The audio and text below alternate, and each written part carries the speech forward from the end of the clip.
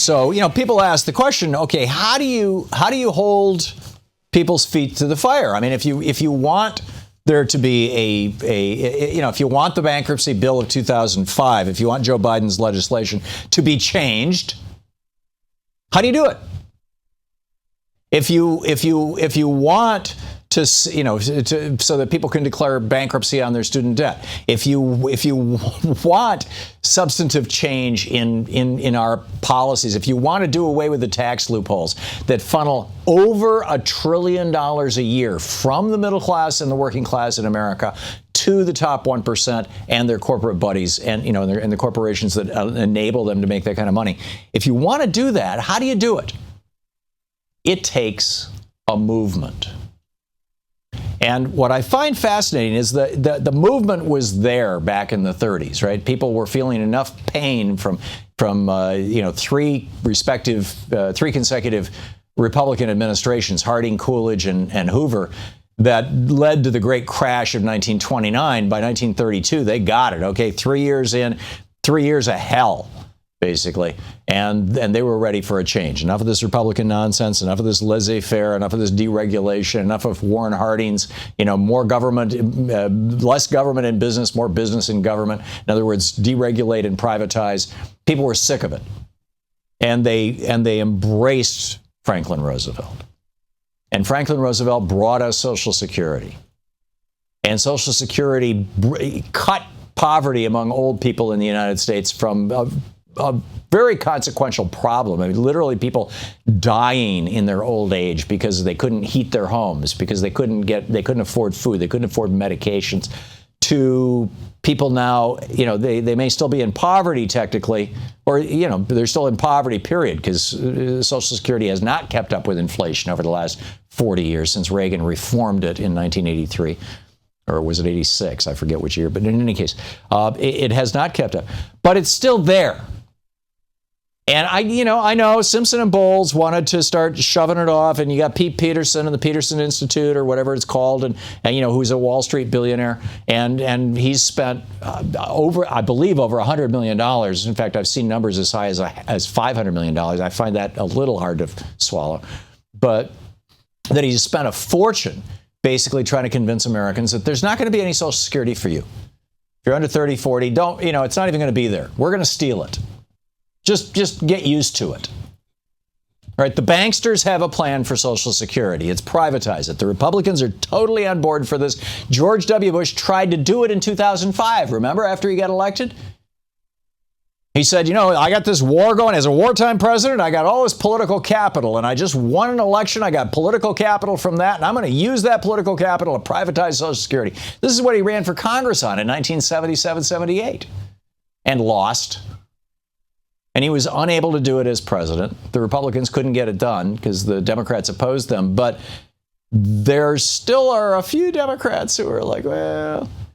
Now, Jude Wanniski, the Republican strategist who has since passed on, back in the 1980s, I believe it was, 70s or 80s, he wrote an op-ed for the Wall Street Journal referring to his Two Santa Claus theory. And basically what he said was the Democrats get to be Santa Claus. This goes back to FDR. The Democrats say, here's some free stuff. Here's Social Security. Here's Medicare. Here's workplace protections. Here's the ability to unionize. Here's safe food. Here's clean air. Here's clean water. Here's national parks. The Democrats keep playing Santa Claus, and the Republicans keep saying, no, we can't afford that. No, we got to have tax cuts for billionaires. We can't afford this stuff. And he said, as a result of this, Republicans are viewed as Scrooge, and Democrats are viewed as Santa Claus. And so he said the Republican Party has to do two things. Number one, they have to become Santa Claus. And number two, they have to force the Democrats to shoot their Santa Claus. And so the strategy for the Republicans to become Santa Claus was to say, we are the party of tax cuts.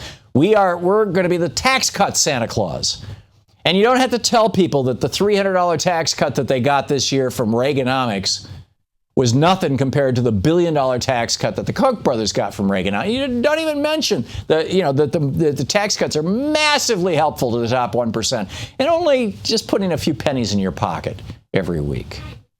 Don't talk about that. Just talk about tax cuts as if everybody paid that top 91% rate that was in effect when Jude Wanniski wrote this. Or maybe it was 74%, whichever it was. So number one, Republicans becoming the party of tax cuts. And then number two, how do you get Democrats to shoot Santa Claus? Cut the budgets.